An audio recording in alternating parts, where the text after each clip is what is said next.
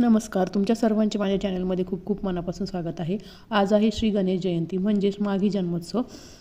गणेश पुराणानुसार गणरायांचे 4 युगातील 4 अवतार आणि महत्कोट स्वरूप हेच आपण या व्हिडिओमध्ये बघणार आहोत. थेट व्हिडिओला सुरुवात करूयात. श्री गणेश जयंती, माघी जन्मोत्सव आणि तिलकुंद चतुर्थीचे आपण रहस्य जाणून घेऊयात. ओम गण गणपते नमः. अनेक भक्तांना प्रश्न पडतो की भाद्रपद महिन्यातील गणेशोत्सव आणि माघ महिन्यातील गणेश जयंती यात काय फरक आहे. गणेश पुराणातील क्रीडाखंडानुसार त्याच संदर्भ असा दिला आहे की भाद्रपद चतुर्थीला आपण पार्थिव गणेश पूजन करतो, परंतु माघ शुक्ल चतुर्थी हा प्रत्यक्षपणे श्री गणरायांचा जन्मदिवस म्हणून मानला जातो. तर या दिवशी महत्कट अवतार गणरायांनी घेतला होता. हे आदित्यपुत्र होते. त्यानंतर कलियुगात सतयुगात हे कश्यप ऋषी आणि माता आदिती यांच्या पोटी असुरांचा नाश करण्यासाठी गणरायांचा महत्कट विनायक या नावाने अवतार धारण केला होता. या अवतारात बाप्पाला 10 हात होते आणि वाहन सिंह होते. या दिवशी या तेजस्वी स्वरूपाचे स्मरण केल्यास जीवनातील सर्व संकटे नष्ट होतात. तर याच दिवशी या चतुर्थीला तिलकुंद चतुर्थी असेही म्हणतात, कारण माघ महिन्यातील थंडी असल्याने या दिवशी तिळाचे विशेष महत्त्व शास्त्रकारांनी सांगितले आहे. या दिवशी 4 प्रकारे तिळाचा वापर केला जातो. तसेच ही चतुर्थी संकटनाशिनी आणि पुत्रदा म्हणजे संतती सुख देणारी मानली जाते. माघी गणेश उत्सव का, तर भाद्रपद महिन्यातील गणेश उत्सव हा पार्थिव गणेश पूजन आहे, तर माघ महिन्यातील चतुर्थी ही श्री गणेश जयंती आहे. गणेश पुराणानुसार याच दिवशी माता आदितीच्या पोटी विनायकाने महत्कट रूपात अवतार घेतला होता. आता आपण बघणार आहोत की प्रत्येक युगामध्ये श्री गणपतीरायांनी कुठला अवतार धारण केला होता आणि कशासाठी केला होता. तर आता सर्वप्रथम सतयुगामध्ये महत्कट विनायक हा अवतार गणपतीरायांनी घेतला होता. याचा संदर्भ श्री गणेश पुराण क्रीडाखंडामध्ये आहे. तर त्यांचे माता पिता कश्यप ऋषी आणि माता आदिती होते आणि त्यांचा उद्देश अवतार घेण्याचा उद्देश हा नरांतक आणि देवांतक नावाच्या राक्षसांना वध करण्यासाठी त्यांनी हा अवतार घेतला होता. आणि या युगामध्ये गणपतीला 10 हात असून त्यांचे वाहन सिंह होते. अशा स्वरूपात त्यांनी अवतार धारण केला होता. यांनाच विनायक असेही म्हणतात. त्यानंतर गणरायांनी त्रेतायुगात मयुरेश्वर नावाचा अवतार धारण केला होता. या युगामध्ये त्यांचे माता पिता भगवान शिव आणि माता पार्वती होते. त्यांचा उद्देश होता की सिंधू दैत्याचा वध करण्यासाठी त्यांनी हा मयुरेश्वर नावाचा अवतार घेतला होता. त्यानंतर या युगात गणपतीला 6 हात असून वर्ण शुभ्र वर्ण होता आणि पांढरा शुभ्र असा वर्ण होता आणि त्यांचे वाहन मोर होते. ह्या प्रकारचे स्वरूप त्यांनी धारण केले होते. यालाच आपण मयुरेश्वर असे म्हणतो.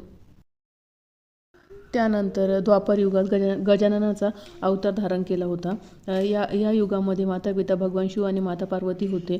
तर त्यांचा हा अवतार धारण करण्याचा उद्देश सिंदुरासूर दैत्याचा नाश करण्यासाठी त्यांनी हा अवतार धारण केला होता.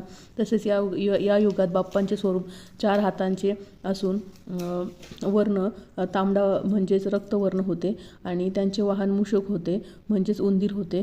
तर या प्रकारचे त्यांनी स्वरूप धारण केले होते द्वापार युगात. त्यानंतर कलियुगात गणपती बाप्पा धूम्रकेतू अवतार धारण करणार आहे. अशी भविष्यवाणी आहे की हा अवतार कलियुगाच्या शेवटी होईल. तसेच त्याचा उद्देश म्लेच्छ आणि अधर्मी लोकांचा नाश करण्यासाठी हा अवतार घेणार आहे. आणि त्यांचे स्वरूप हे गणपतीला 2 हात असून वर्ण धूम्रासारखा म्हणजे राखाडी असेल आणि वाहन निळा घोडा असेल.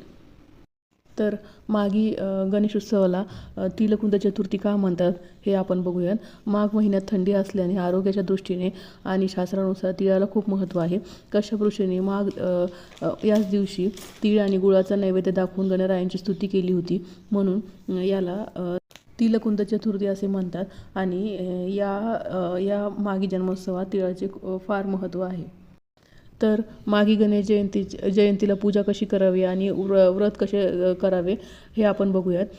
तर माघी गणेश जयंतीच्या दिवशी सकाळी लवकर उठून स्नान करून उपवासाचा संकल्प करावा. चौरंगावर लाल वस्त्र अंथरून गणरायांची स्थापना करावी. ओम गण गणपतये नमः या मंत्राचा षोडोपचारे पूजा करावी. आणि विशेष नैवेद्य आपण तीळ आणि गुळाचा लाडू हा नैवेद्य दाखवावा आणि सायंकाळी चंद्रोदयाच्या वेळी उपवास सोडावा. तर अशा प्रकारे आपण पूजा करावी. मागी गणेश जन्मोत्सवाचा मुहूर्त काय असतो? गणरायांचा जन्म मध्यान्ह काळी म्हणजे दुपारी झाला आहे. त्यामुळे गणेश जयंतीला दुपारी 12 वाजता गुलाल फुले उधळून पाळणा गाऊन जन्मोत्सव साजरा केला जातो आणि याने घरात सुख समृद्धी आणि शांती संतती सौख्य लाभते. गणेश पुराण आणि भविष्य पुराणानुसार या दिवशी तिळाचा वापर 4 प्रकारे करावा. प्रथम, स्नान करताना तीळ मिश्रित पाण्याने आंघोळ करावी. दुसरं म्हणजे उठणं तिळाची पेस्ट करून शरीराला लावावी. आणि 3 नंबर, नैवेद्य तीळ आणि गुळाचा लाडू नैवेद्य म्हणून अर्पण करावे. तसेच चौथं म्हणजे ब्राह्मणांना किंवा गरिबांना तिळाचे दान करावे. तर मागी गणेश जयंतीच्या व्रताचे फळ काय आहे आपण ते बघूयात. जे भक्त गणेश जयंतीचे व्रत श्रद्धेने करतात आणि त्यांच्या सर्व मनोकामना पूर्ण होतात. विशेषतः ज्यांना संतती प्राप्तीची इच्छा आहे त्यांच्यासाठी हे व्रत वरदान मानले गेले आहे. याचा संदर्भ गरुड पुराणात दिलेला आहे.